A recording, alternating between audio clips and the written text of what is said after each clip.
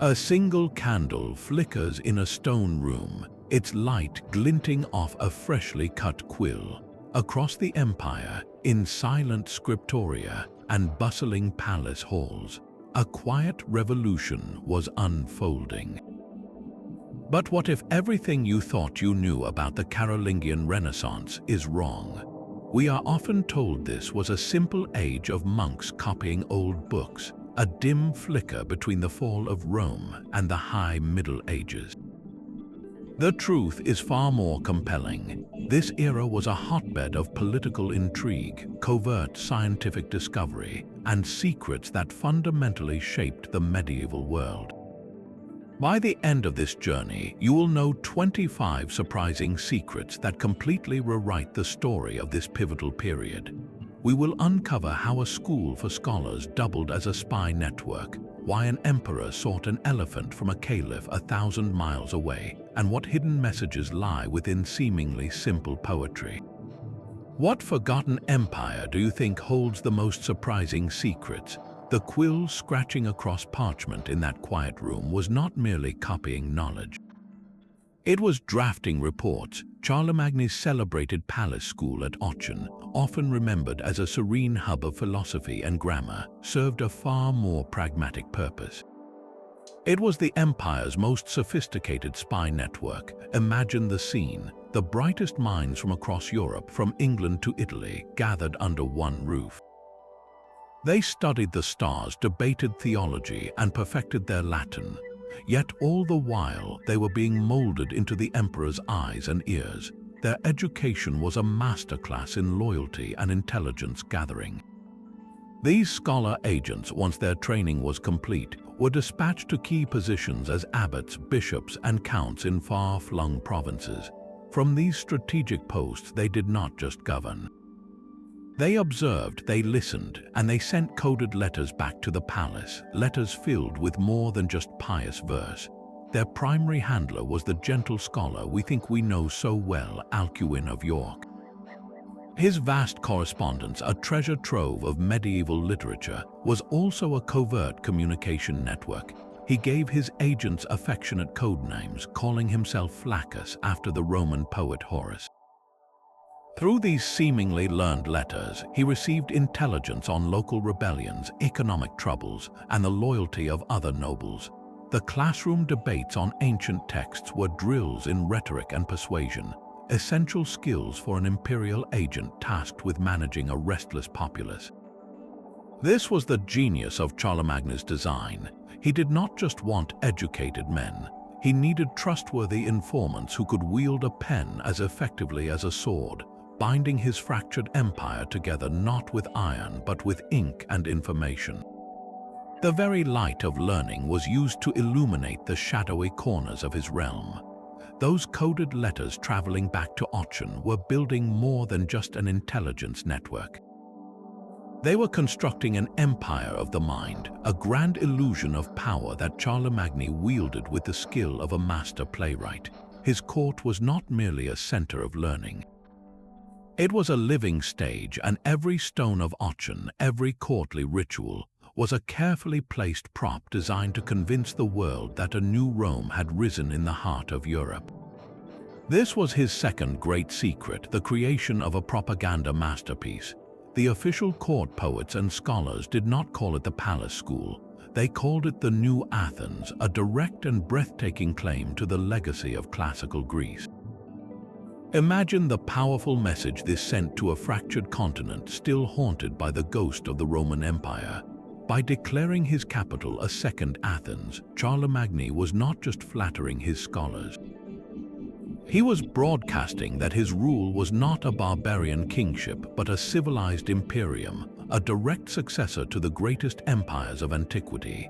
The architecture of his palace chapel at Aachen made this ambition stone and mortar. It was deliberately modeled on the magnificent church of San Vitale in Ravenna, a city that had once been a jewel of the Byzantine Roman Empire. Anyone who saw it would understand the message. Charlemagne was not building something new, he was resurrecting something ancient and glorious. Even his clothes told a story. On great feast days, he would cast aside his typical Frankish tunic and breeches to appear in splendid silk robes, wearing the distinct footwear of a Roman patrician. He was performing Romanness, acting the part of a classical emperor for his subjects and for visiting ambassadors. His official documents, the capitularies that carried his laws across the realm, were written in a newly refined script, the very same Carolingian minuscule that made ancient texts legible again. This was not an accident. Clear writing projected clear authority, a civilized order rising from the chaos of the past. Every aspect of court life, from the classical nicknames he and his scholars used to the revival of Roman legal terms, was a thread in this grand tapestry. The goal was to create an undeniable reality through sheer spectacle. He wanted his subjects, his allies, and even his rivals to look at his court and see not a Frankish warlord, but a new Augustus presiding over a rebirth of universal empire. This brilliant campaign of political theater convinced generations that his Renaissance was a pure revival of learning. But the truth is, it was just as much about power, a calculated performance designed to cement the legitimacy of a new dynasty and shape the perception of his rule for 1,000 years. This grand performance of power required a new language, a technological breakthrough so fundamental it would become the operating system for the entire Renaissance. The secret weapon was not a sword but a script. Carolingian minuscule was far more than elegant handwriting.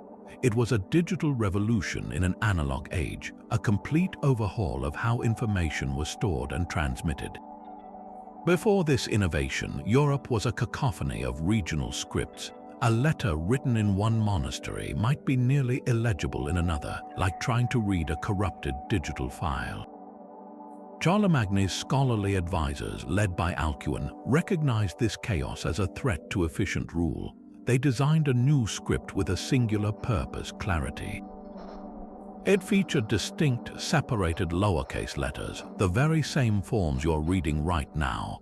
It introduced spaces between words and standard punctuation, breaking the ancient tradition of writing in a continuous, bewildering stream of characters. Think of the difference between trying to read a block of text with no spaces and reading this sentence. The innovation was that profound. It fundamentally changed how people interacted with the written word, dramatically increasing reading speed and comprehension for the first time in centuries. But the revolution did not stop with clarity. This new script was also an incredible space saver. The old scripts were sprawling and inefficient, wasting precious parchment. Carolingian minuscule was compact and uniform, allowing scribes to fit significantly more text onto a single, expensive sheet of treated animal skin. This was the medieval equivalent of a revolutionary data compression algorithm, drastically reducing the cost and increasing the capacity for storing knowledge. And what knowledge they stored! The clear, legible nature of this new script made it the perfect vehicle for the most ambitious preservation project since the Library of Alexandria. Monks across the empire began diligently copying every ancient Roman text they could find, from the philosophy of Cicero to the geometry of Euclid. They were not just saving words. They were migrating classical knowledge from obsolete, decaying formats into a new, universally compatible system. When the intellectual Dark Ages returned in the centuries after Charlemagne, it was these Carolingian copies, written in the resilient minuscule script, that survived. They were the files that did not get corrupted, the ones that Renaissance scholars like Petrarch would rediscover hundreds of years later, providing the direct link back to antiquity. The Carolingian minuscule did not just record a Renaissance. Its elegant curves and clean lines built the very pipeline through which the light of the ancient world would flow into the modern. Yet for all its clarity, this new script could also draw a very convincing forgery. The same monastic Scriptoria, celebrated as beacons of preservation, had a darker, pragmatic side. They were often sophisticated forgery factories. When a monastery needed to secure a wealthy parcel of land or confirm ancient privileges against a rival lord, its most talented scribes were not above creating the necessary proof. They would carefully mimic the handwriting of long-dead kings or emperors on carefully aged parchment, drafting charters that granted their institution the very rights they now claimed. The most famous of these, the donation of Constantine, was likely produced in a Frankish scriptorium during this period. This forged document claimed the Roman Emperor Constantine had granted the Pope political control over the entire Western Empire. It was a breathtaking fiction designed to cement church power, and it was accepted as genuine for centuries. This systematic creation of false documents reveals a hidden truth. The quest for knowledge in the Carolingian age was inextricably linked to the raw struggle for wealth and influence. While one monk copied Cicero to save his philosophy, his brother at the next desk might be forging a land grant to save their home. But the written word was not solely the domain of the church. A parallel world of literature thrived entirely outside the monastery walls, in the lost libraries of the lay nobility. We picture medieval aristocrats as brutish warriors, but many maintained significant private collections. These were not libraries of theology or biblical commentary. They held practical manuals on warfare, horsemanship, and hunting. They preserved epic poetry and histories of their own family lineages, the very stuff of secular identity. These collections presented a worldview in stark contrast to the religious focus of the monastic codices. They celebrated heroic deeds, martial prowess, and the glories of this world, not just the next.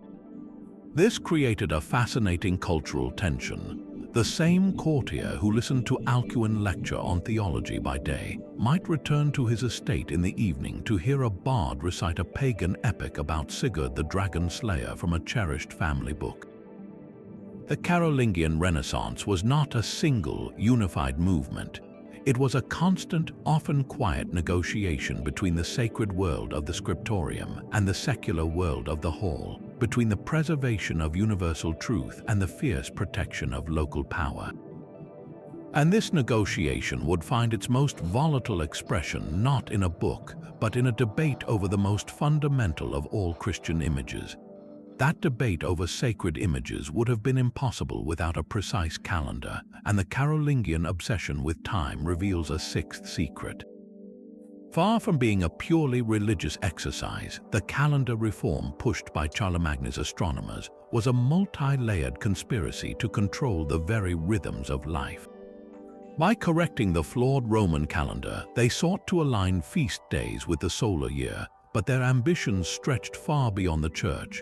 Accurate timekeeping meant better agricultural predictions, telling farmers the optimal days for planting and harvest based on celestial patterns, which in turn stabilized the empire's food supply and tax revenues. Yet these same star charts were also used for casting horoscopes, advising the emperor on the most auspicious moments to go to war, sign a treaty, or even get married. A single astronomical calculation could guide a plow, a prayer, and the point of a sword all at once. This practical, earth-bound wisdom extended into the infirmaries of the great monasteries, our seventh secret. The medical knowledge of the Carolingian monk was not mere superstition. Preserved in beautifully illuminated herbals and remedy books were sophisticated understandings of botany and human physiology. Monastic gardens were living pharmacies, cultivating everything from sage for sore throats to poppies for pain relief. Their texts detailed procedures for setting bones, treating wounds with honey for its antiseptic properties, and creating complex salves from dozens of herbs. They understood the importance of cleanliness and quarantine long before these were mainstream practices, isolating the sick to prevent contagion. This was not magic, but early, evidence-based medicine, tested and recorded over generations within the monastery walls. And in the most secluded corners of those same monasteries, an even more mysterious art was being practiced, an eighth secret that blurred the line between piety and proto-science. In hidden workshops, a select few monks engaged in the forbidden pursuit of alchemy. Their primary goal, as legend tells, was the transmutation of base metals into gold, but their true quest was far more profound. They were the first chemists seeking to understand the fundamental transformation of matter itself. Through endless experiments with alembics and crucibles, they carefully recorded the reactions of salts, acids, and metals. They were exploring the hidden properties of God's creation, believing that by unlocking the secrets of the physical world, they could draw closer to the divine. Their cryptic symbols and coded manuscripts were not just recipes for gold. They were the first fumbling steps toward a science that would one day become chemistry, a pursuit of knowledge so dangerous it had to be concealed within the very heart of the religious establishment. The same linguistic precision that saved classical texts was also wielded as a tool of imperial power. Charlemagne's push for perfect Latin was far more than a scholarly pursuit. It was a secret campaign of linguistic engineering.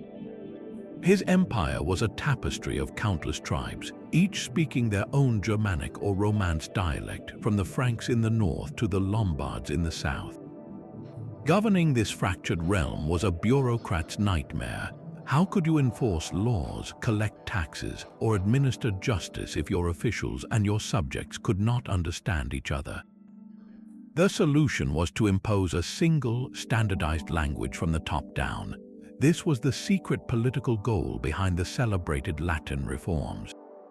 The palace school became the empire's language academy, where the brightest minds were drilled in a rigid, grammatically perfect form of Latin. This was not the living, evolving Latin of the Roman streets. It was a controlled, bureaucratic dialect designed for one purpose: clear and unambiguous administrative control.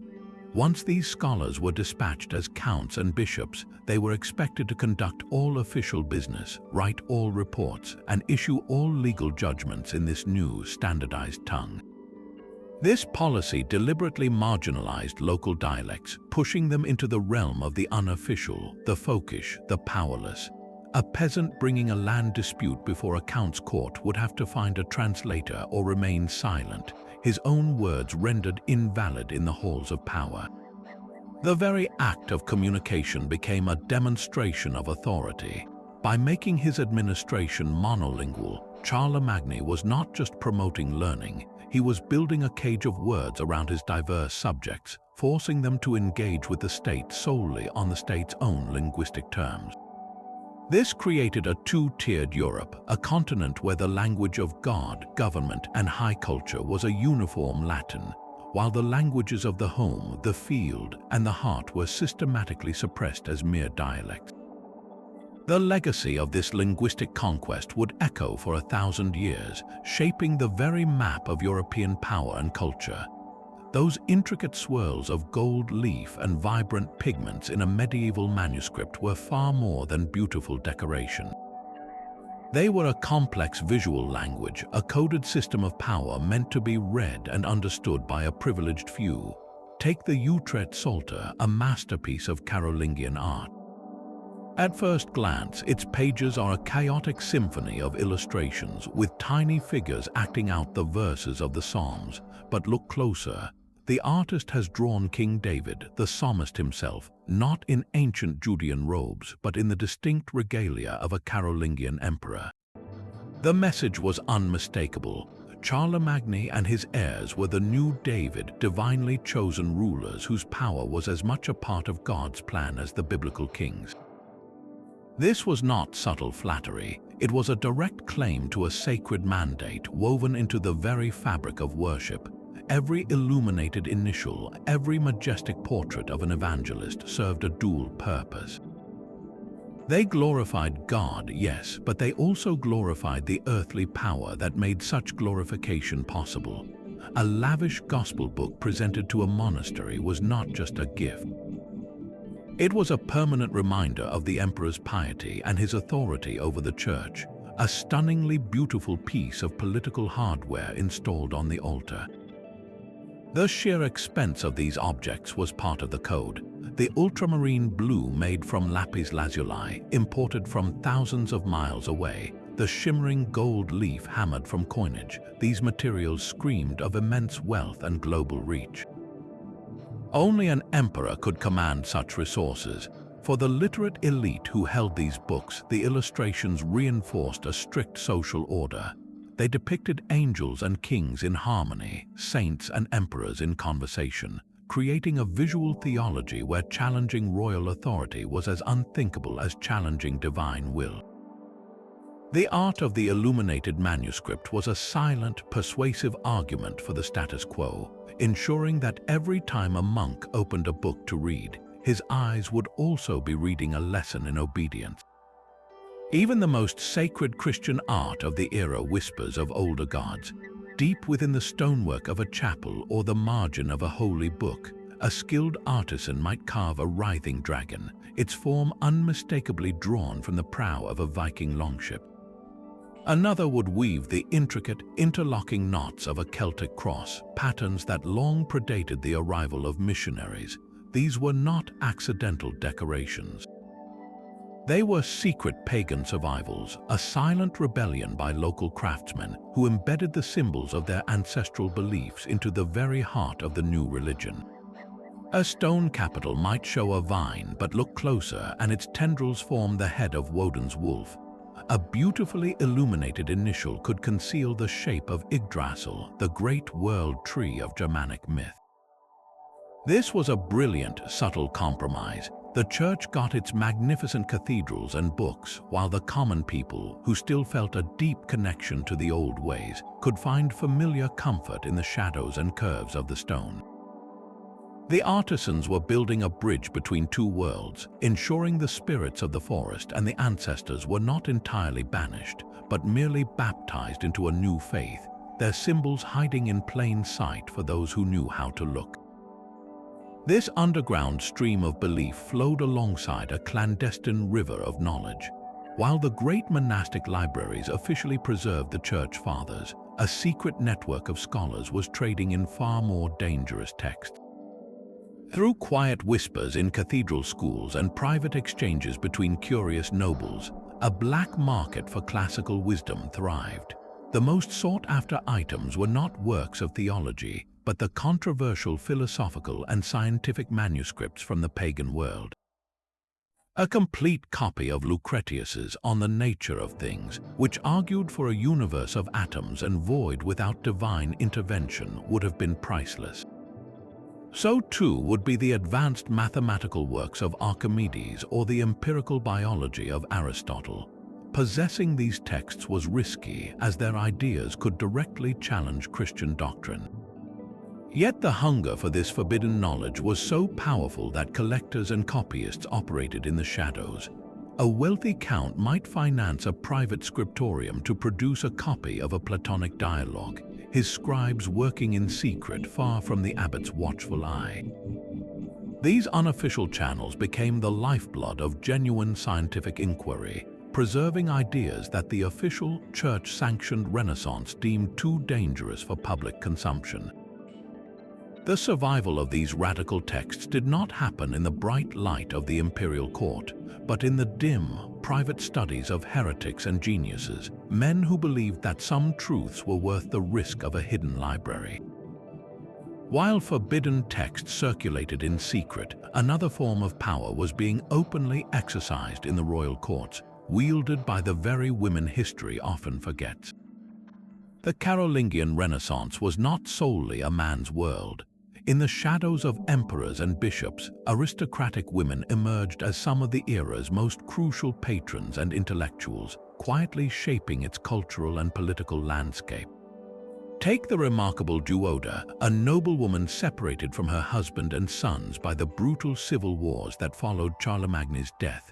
From her isolated castle, she did not simply wait.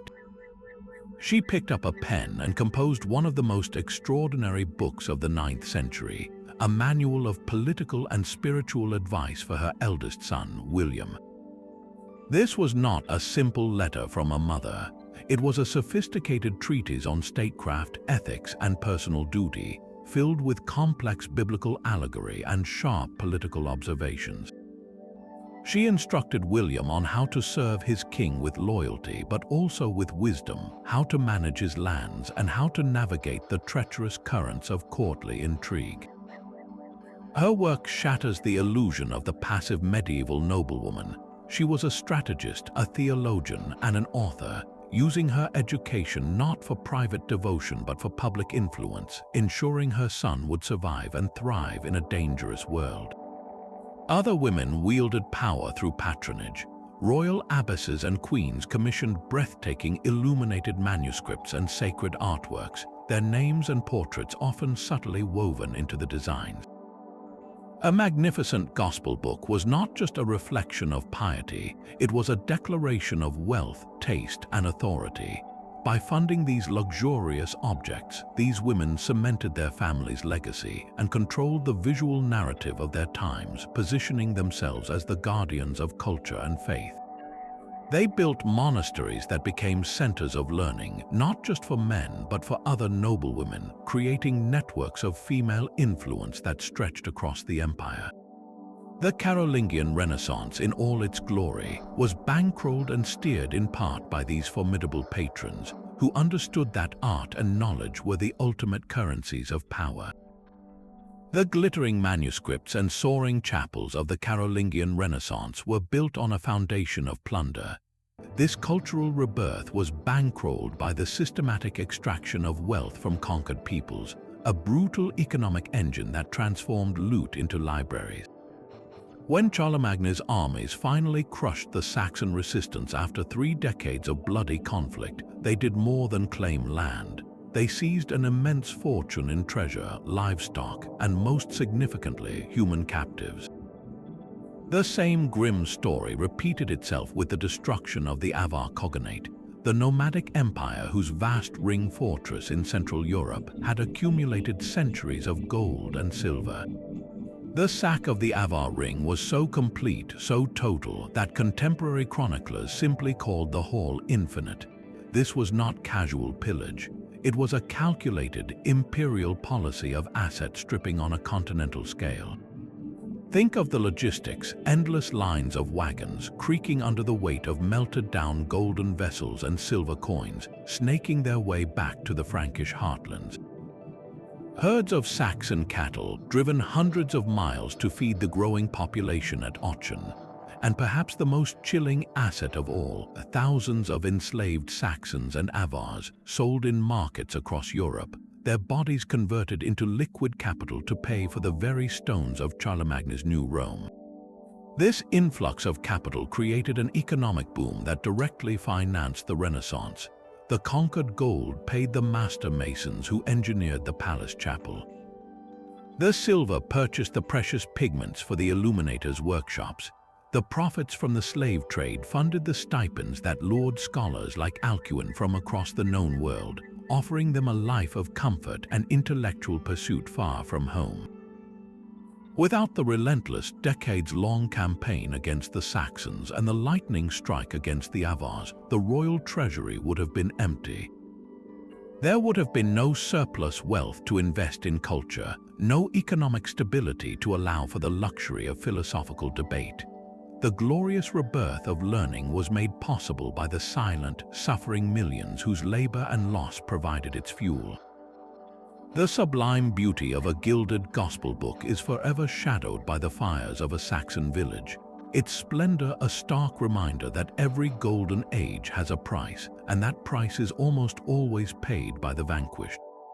The glittering surface of the Carolingian Renaissance was shattered in the year 810 by a single, suspicious death. Charlemagne's son, King Pippin of Italy, a vigorous man in his prime, fell ill and died with startling speed. The official chronicles called it a sudden sickness, but the whispers that snaked through the palace corridors spoke of a different cause: poison. Pippin was not just any prince. He was a proven warrior and a capable administrator, the king of a vital sub-kingdom and a key pillar in his father's imperial design. His unexpected removal from the board of succession was far too convenient to be mere chance. It triggered a political earthquake, forcing a frail and aging Charlemagne to radically alter his plans for the empire's future. The man who had unified Europe by the sword now watched as the knives came out within his own family. The prime beneficiary of this tragedy was Charlemagne's sole surviving legitimate son, the pious but less formidable Louis, who would later be known as Louis the Pious. The timing was impeccable for Louis's supporters, a faction of powerful nobles and churchmen who favored his more pliable nature and his deep alliance with the church over Pippin's martial reputation. This was not just a family tragedy, it was a covert coup, a silent strike in the shadow war for control of the world's greatest empire. The assassination, if it was won, reveals the brutal reality festering beneath the era's cultural achievements. For every beautifully copied manuscript, there was a secret plot. For every harmonious chord of Gregorian chant, there was the silent drip of venom into a royal cup. The entire project of the Renaissance, this grand rebirth of learning and order, was terrifyingly fragile, dependent on the health and loyalty of a single, aging emperor and his heirs. The death of Pippin of Italy exposed the rot at the core of the Carolingian system, a warning that the glorious new Rome could be undone as quickly by a secret in a darkened room as by an army on the battlefield. The poison that may have claimed Pippin revealed a court riven by internal conspiracies, yet Charlemagne's gaze stretched far beyond his own fractured dynasty. His most surprising diplomatic gambit was not directed at a rival Christian king, but eastward toward a figure who ruled an empire of unimaginable splendor, the Abbasid Caliph Harun al-Rashid in Baghdad. While Europe was still a patchwork of warring tribes, Baghdad was the largest city in the world, a gleaming center of global trade and knowledge. Sending an embassy across 1,000 miles of hostile terrain was a monumental risk, a journey that could take 2 years for a round trip. The official reason was to secure safe passage for Christian pilgrims visiting Jerusalem, a noble goal that masked a far more pragmatic ambition. Charlemagne was playing a high-stakes game of geopolitics, seeking a powerful ally against his two greatest rivals, the Byzantine Empire in the east and the Umayyad Emirate in Spain. An alliance with the most powerful Muslim ruler on earth would checkmate both, surrounding his enemies in a pincer of distant, friendly power. The success of this secret mission was beyond anything the Franks could have dreamed. Harun al-Rashid did not just send polite letters, he sent an object of pure wonder, a living creature most Europeans had only heard of in ancient fables, an Asian elephant named Abul Abbas. The arrival of this colossal beast in Aachen was a sensation, a walking, breathing symbol of Charlemagne's global prestige. But the elephant, for all its spectacle, was a distraction, a magnificent piece of political theater. The real treasure exchanged in those embassies was not animal but intellectual. The Frankish scholars who traveled to Baghdad returned with something more valuable than gold. They carried new ideas.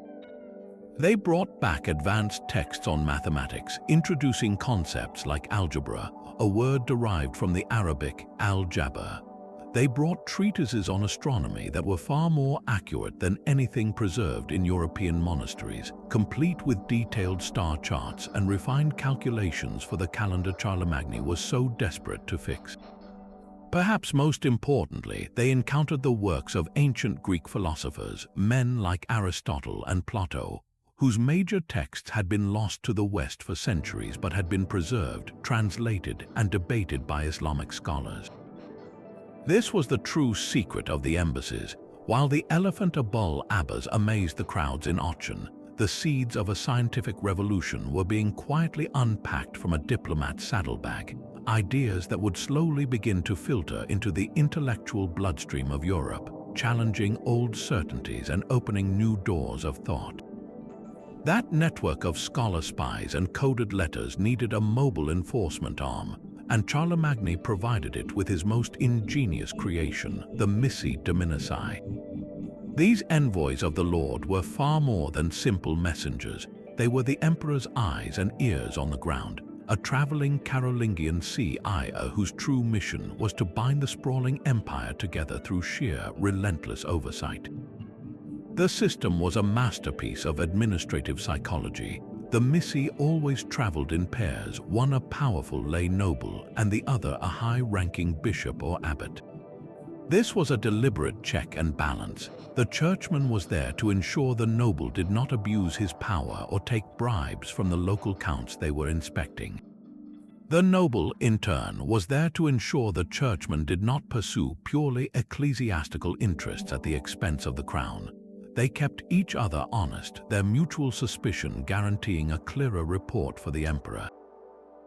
Their powers were absolute. They could descend upon any county without warning, demanding to see financial records, tax rolls, and legal proceedings.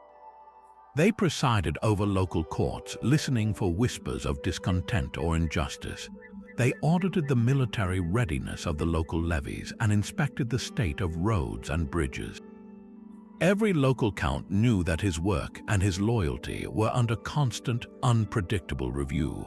The questions the missi asked were not casual. Had the count been collecting taxes fairly or lining his own pockets? Was he enforcing the emperor's new laws, the capitularies, or ignoring them for local custom? Was he hearing the legal cases of the poor as diligently as those of the rich? A count found corrupt or incompetent could be dismissed on the spot, his lands confiscated, his family's power broken in an instant. The psychological impact of this system cannot be overstated. In an age without instant communication, the sudden appearance of these two powerful figures, one in secular finery and the other in clerical vestments, created a wave of anxiety and order.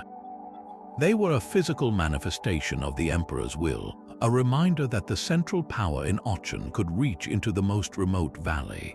Their detailed reports carried back to the palace created an unprecedented stream of actionable intelligence, allowing Charlemagne to manage his empire not through guesswork but with cold, hard data. The missi dominici were the crucial link between the grand propaganda of the court and the messy reality of provincial rule, the sharp, pragmatic edge of the Carolingian Renaissance that made all the poetry and learning possible.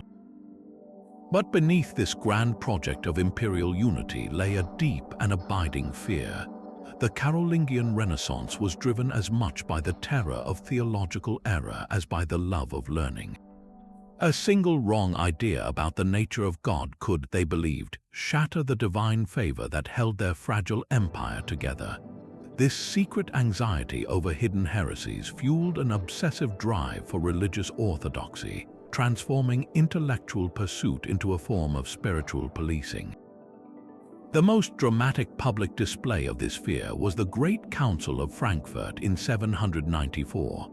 Charlemagne himself presided over this gathering of bishops, a clear signal of its political importance. The primary target was a subtle but potent theological challenge known as adoptionism, which argued that Jesus was born a mere man and was only adopted as the Son of God at his baptism. To the imperial court, this was not a minor doctrinal dispute. It was a direct threat. If Christ was not eternally divine, then the emperor, who claimed to rule by Christ's authority, lost his divine mandate. The council condemned adoptionism in the strongest possible terms, branding its proponents as heretics. This was not a quiet academic debate. It was a public execution of an idea designed to terrify any other cleric who might dream of theological innovation. The pursuit of this perfect religious uniformity became the primary engine for the era's celebrated educational reforms. Why was it so critical that every priest from Italy to Saxony read and write perfect Latin? It was not for poetry. It was to ensure that every single one of them was reading from a standardized, corrected version of the Bible and the liturgy, free from the scribble errors or local interpretations that could accidentally spawn a new heresy.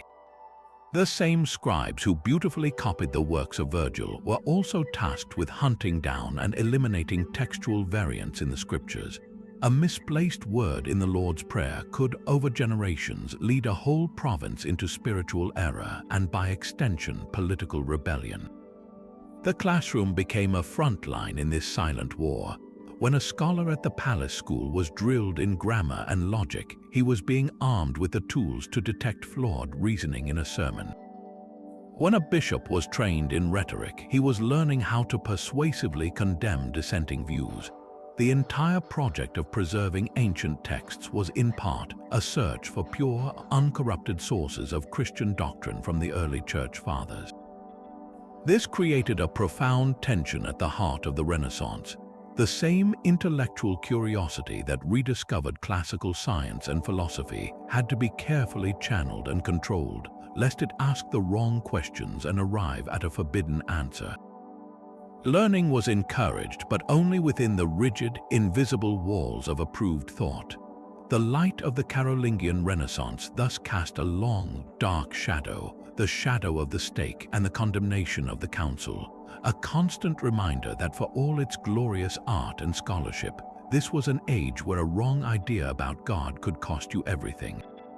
The Palatine Chapel at Aachen is a building that whispers imperial secrets in every stone. Its octagonal shape is the first great clue, a deliberate architectural echo of the Church of the Holy Sepulchre in Jerusalem and San Vital in Ravenna. This was not a random choice of floor plan. In the medieval imagination, the number 8 symbolized resurrection and eternal life, the world beyond the 7 days of creation. By building his throne room and place of worship as an octagon, Charlemagne was broadcasting a staggering claim. He was constructing the heavenly Jerusalem on earth with his own palace as its divine center. The very geometry of the building declared his kingdom to be a holy empire, a new Zion rising in the heart of Europe. Look up into the dome and the message continues. The intricate mosaics that once shimmered there depicted Christ enthroned in majesty, surrounded by the 24 and 20 elders from the Book of Revelation. When Charlemagne sat on his throne, positioned directly opposite the altar, he was visually and symbolically placing himself within this celestial court, the earthly representative of divine order. Even the direction the chapel faced was a calculated statement. Its precise orientation, aligning with key solar events, tied his rule to the cosmic rhythms established by God. But the most visceral connection to the past lies in the stones themselves. The chapel is built with spolia, materials looted from crumbling Roman buildings in Ravenna and Trier. Those massive columns and finely carved capitals were not just reused to save money. They were physical trophies, tangible proof that the legacy of Rome had been physically transported north and repurposed to support a new Frankish empire. Every time a courtier or a foreign ambassador entered the chapel, they walked on a floor laid with Roman stone and gazed up at pillars that had once held up Roman basilicas. The building itself was a silent, overwhelming argument. It said that Charlemagne was not an outsider to the Roman tradition. He was its direct heir, its new curator, and its ultimate master, resurrecting the glory of the ancients not through imitation, but through conquest and divine will. The chapel was his masterpiece of political theater in stone, a three-dimensional prophecy of a new age, with his throne at its very center. A revolution in sound was quietly taking place in the same Scriptoria where scribes perfected their minuscule scripts. While monks chanted the sacred texts, a new system of marks began to appear above the words, delicate signs that looked like accents and dots. These were the first neumes, the secret genesis of written music in the West. Before this innovation, the entire body of Gregorian chant, with its hundreds of intricate melodies, existed only in the fragile memory of the singers. A master would teach a novice through endless repetition, a living but perilous chain of oral tradition. If a monastery was struck by plague or its best singers were lost to war, entire repertoires of sacred music could vanish in a single generation. The neumes were a desperate and brilliant solution to this problem. They were not a precise musical notation as we know it today. They could not tell you the exact pitch or rhythm. Instead, they were a sophisticated memory aid, a set of visual cues that reminded the singer of the contour of a melody they had already learned. A rising squiggle indicated the voice should lift, a descending curve meant the melody fell, and a complex stack of marks might signal a particularly elaborate flourish. This was the birth of a shared language for sound, For the first time, a monk from Cologne could travel to a monastery in Reims and with some basic instruction, decipher the local chants from a book. It standardized the divine soundtrack of the empire, ensuring that the same hymns of praise were sung the same way from the Spanish March to the borders of Bavaria. The development of neumes was as critical as the invention of the musical staff centuries later, for it established the foundational principle that melody could be captured visually. It transformed music from a fleeting performance into a durable text, a sacred artifact that could be preserved, studied, and transmitted across time. This hidden musical revolution, scribbled in the margins of prayer books, laid the entire foundation for the symphonies and sonatas of the future, all beginning with a few simple marks guiding a monk's voice toward heaven.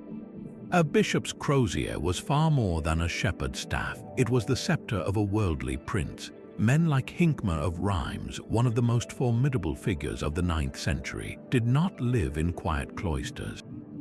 He was a kingmaker, a political theorist, and a landowner whose wealth and power rivaled that of any duke or count. When the empire fractured after the death of Louis the Pious, it was bishops like Hincmar who stepped into the void, becoming the true power brokers in the bloody civil wars between Charlemagne's grandson. Hincmar did not just advise kings, he made and unmade them. He anointed Charles the Bald as king of West Francia, and he later excommunicated the rebellious son of another king, using spiritual weapons to achieve profoundly political ends.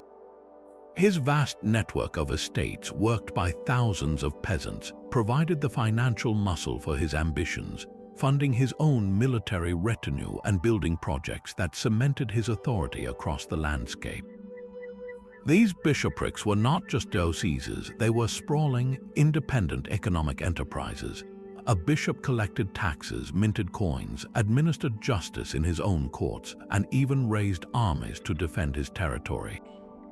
This created a constant, simmering conflict with the local lay nobility, who watched with envy and fury as these churchmen accumulated lands and privileges that should have been theirs. The struggle was not merely about wealth, it was about the very nature of power. Could a count arrest a priest who was also a major landowner in his county? Could a bishop raise a fortress against his own king? The lines between sacred office and secular rule were dangerously blurred, and these prince-bishops navigated them with a ruthless pragmatism that would have shocked their more pious predecessors. They were the empire's ultimate power players, proving that in the Carolingian world, the pen, the prayer, and the sword were often held in the very same hand. Those prince-bishops and their sprawling estates required a constant, growing supply of grain and timber, fueling a transformation so vast it reshaped the continent itself. The Carolingian Renaissance was not just an age of books and buildings, it was an era of secret, large-scale environmental engineering. To feed the burgeoning population of their new cities and armies, Frankish lords initiated a campaign of massive deforestation, clearing ancient woodlands with fire and axe to create vast, open fields for wheat and barley. This was not a slow, natural process. It was a deliberate, aggressive policy of land clearance, a war waged against the primordial forest to fuel the ambitions of an empire. The great European woods, once dark and impenetrable, began to recede for the first time in centuries. Their ancient trees transformed into the beams of palaces, the hulls of trading ships, and the charcoal for forges. Yet the assault on the wilderness did not stop with the trees. Across northern Europe, where low-lying lands were choked with bogs and marshes, an equally ambitious project began: the systematic draining of swamps. Using networks of carefully dug ditches and canals, Frankish engineers reclaimed thousands of acres of useless, fever-ridden wetland, turning them into fertile pasture and productive farmland. This was a monumental effort requiring the coordinated labor of thousands of peasants directed by a central authority. The payoff was immense. Each acre of drained swamp meant more livestock, more surplus grain, and more taxable wealth for the crown and the church. But to move these new resources, to connect these newly productive lands to the network of trade and military roads, One final piece of engineering was crucial: the construction of monumental bridges. The most famous of these was the bridge over the Rhine at Mainz, a staggering wooden structure supported by stone piers, a project so complex it was hailed as a wonder of the world. These were not simple crossings, they were strategic masterpieces, allowing Charlemagne's armies to march swiftly to any trouble spot and enabling merchants to transport goods across previously impassable rivers. The landscape of Europe was being fundamentally rewired, its natural barriers of forest, swamp, and river systematically overcome. This hidden legacy of the Carolingian age is still written on the land today, in the patchwork of fields that replaced the deep woods and the straight canals that drained the ancient fens. The empire built its golden age not only on plundered gold and copied manuscripts, but on the conquered and reshaped earth beneath its feet.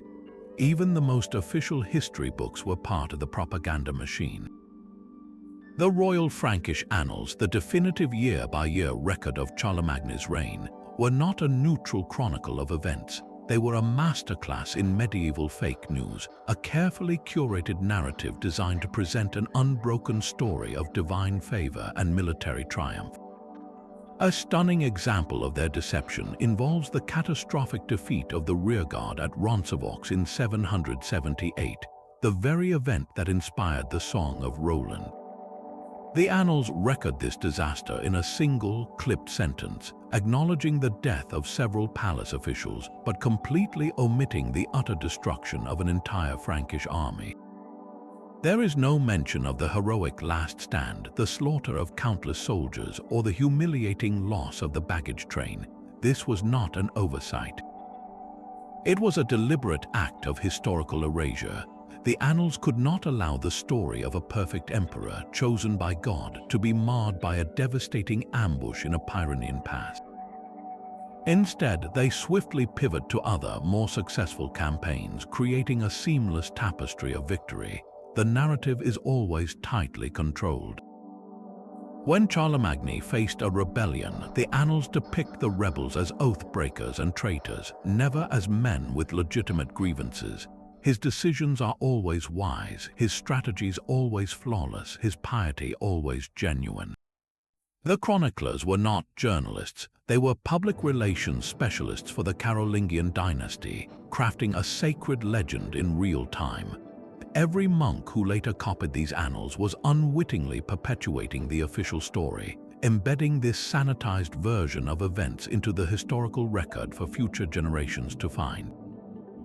The truth of military setbacks, political blunders, and internal dissent was systematically scrubbed away, leaving behind only the gleaming, untarnished image of a king who could do no wrong, his legacy secured not by truth but by the careful lies of his own scribes. A poem praising the emperor could also contain a hidden signature. The intricate Latin verses composed by scholars like Alcuin and Theodulf of Orleans were far more than elegant flattery. They were literary puzzles layered with secret codes designed for an audience of one. The most common of these was the acrostic, a cunning device where the first letter of each line, read vertically, spelled out a separate message. A seemingly straightforward ode to Charlemagne's wisdom might, when decoded this way, spell out the name of the poet's powerful patron, a bishop or a count, ensuring that patron's name was literally woven into the fabric of the emperor's praise. It was a brilliant form of social climbing, a way to secure favor without appearing to ask for it directly, but these codes could carry sharper edges. In an environment where direct criticism of the emperor or his policies was unthinkable, poetry became a safe conduit for dissent. A skilled poet could embed a word of caution within a cascade of compliments. By using ambiguous vocabulary or crafting an acrostic that spelled out a word like caution or prudence, a trusted advisor like Alcuin could signal his concern over a military campaign or a tax policy without ever uttering a disloyal word. The very structure of the verse was a shield. If challenged, the poet could point to the surface-level meaning, the beautiful and loyal text, and deny any subversive intent. The hidden message was deniable, existing only for those with the key to decipher it, usually the emperor himself or a close circle of educated courtiers. This transformed the act of reading poetry into an intellectual game of detection. To fully understand a Carolingian poem, you could not just read the words. You had to dissect its architecture, looking for patterns in the letters, numerical values hidden in the syllables, and classical allusions that carried double meanings. A reference to the Roman poet Virgil might not just be a display of learning, it could be a subtle commentary on the burdens of imperial power. This secret language elevated court poetry from mere entertainment to a high-stakes dialogue, where the most dangerous truths were hidden in the most beautiful lines, waiting for the right eyes to find them. The golden age of the Carolingians did not simply fade, it was systematically dismantled. The very dynasties that followed, particularly the Achaemenians in the 10th century, had a vested interest in letting Charlemagne's Renaissance fall into shadow. For a new line of Saxon emperors to claim the mantle of divine rule, the previous dynasty's achievements had to be minimized, their brilliance recast as a mere prelude to a greater glory yet to come. The Achaemenians did not destroy Carolingian art and architecture. Instead, they built over it, quite literally in some cases, constructing their own cathedrals and palaces on the foundations of the old, physically subsuming the past into their own grand projects. They actively promoted a new style of art, the Achaemenian style, which, while indebted to Carolingian models, was presented as a fresh and more spiritually potent vision. Court historians were encouraged to write chronicles that traced a direct line of divine favor from the ancient Roman emperors to the Achaemenians, subtly skipping over the Carolingians or portraying them as temporary stewards who had kept the imperial throne warm. The immense intellectual network of the palace school was allowed to wither, its role as a centralizing force deliberately broken to prevent any challenge to the new centers of Achaemenian power. This quiet campaign of historical erasure was devastatingly effective. Over the centuries, the complex, sprawling reality of the Carolingian Renaissance was flattened into a simpler story, a brief flicker of monkish learning between the darkness of Rome's fall and the high medieval world. The secrets of its spy schools, its scientific inquiries, its political forgeries, and its global ambitions were not lost by accident. They were obscured by design, buried under the weight of new empires that needed the past to be less complicated and far less impressive than it truly was. The Carolingian Renaissance became a ghost, its true shape visible only in the faint outlines it left beneath the foundations of everything that came after. Even the parchment itself was not safe from this campaign of forgetting. In busy Scriptoria, monks would take priceless Carolingian manuscripts, carefully scrape away the original ink, and overwrite the pages with new text. These recycled books are known as palimpsests, and they represent a silent catastrophe. A biblical commentary might be erased to make room for a more fashionable saint's life, or a copy of a classical Roman play scrubbed clean to provide parchment for a legal charter. The underlying words, the very thoughts of the Carolingian scholars, were treated as obsolete, their vellum more valuable than their ideas. For centuries, these ghosts of text lay invisible, the original wisdom buried beneath the mundane. Only in our modern era, with the aid of multispectral imaging and ultraviolet light, have we been able to peer beneath the surface and read these lost words, recovering erased poems and scientific treatises that prove the intellectual depth of the age was far greater than we ever knew. This physical overwriting was matched by a narrative one. Later chroniclers, writing under new dynasties, systematically downplayed Carolingian achievements. They portrayed Charlemagne not as a revolutionary intellectual force, but as a simple, pious warrior king, a caricature that persisted for 1,000 years. His complex political maneuvers were simplified into tales of brute conquest, his sophisticated cultural projects dismissed as the hobby of a man dabbling in learning. The sheer scale of his ambition was reduced to a series of quaint anecdotes, The true legacy was fragmented, its pieces scattered and relabeled. A stunning ivory carving from Charlemagne's court might later be mounted into a German emperor's reliquary, its origin forgotten and its beauty claimed for a new patron. A magnificent library assembled by a Carolingian bishop would be absorbed by a later monastery, its books stripped of their provenance and simply added to the general collection, their specific history severed. The cumulative effect of this repurposing, overwriting, and rebranding was a kind of historical amnesia. The Carolingian Renaissance was not attacked, it was dismantled for parts, its brilliance broken down and used as raw material to build the legends of the powers that followed. We are only now, piece by piece, recovering the full picture, realizing that the so-called Dark Ages contained a blaze of light so bright that later empires had to dim it, simply to make their own candles appear brighter. A fragile piece held the empire together, a piece shattered by fire and steel. From the north, Viking longships slid up the rivers, their prows carving into the heart of the Carolingian world. These were not mere raids, they were systematic attacks on the very nerve centers of the Renaissance. A monastery like Lindisfarne, centuries earlier, was a warning.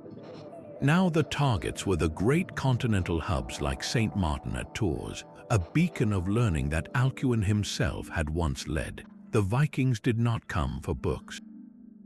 They came for the gold and silver that adorned the gospel covers, the treasure stored in the crypts. To get it, they burned the libraries. Priceless codices, the product of a monk's lifetime of labor, were fed to the flames as kindling.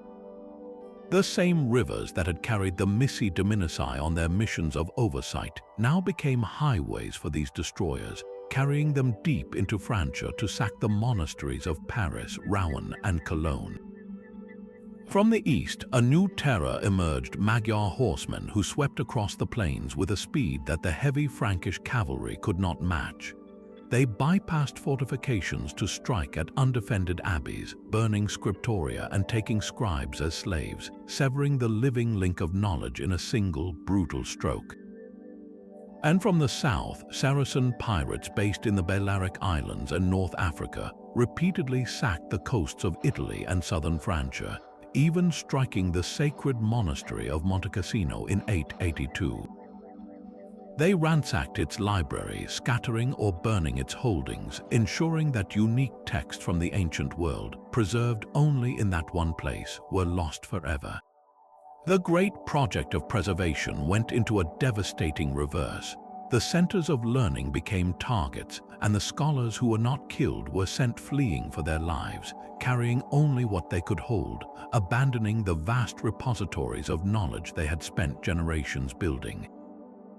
The unified intellectual network painstakingly built by Charlemagne and Alcuin was fractured into 1,000 isolated shards. A scholar in Italy now had no way of knowing if a text he desperately needed still existed in a monastery in the Rhineland, or if it was now just a pile of ash. The cultural project did not simply pause, it was physically dismantled, its infrastructure burned, its people scattered, and its memory systematically erased by violence.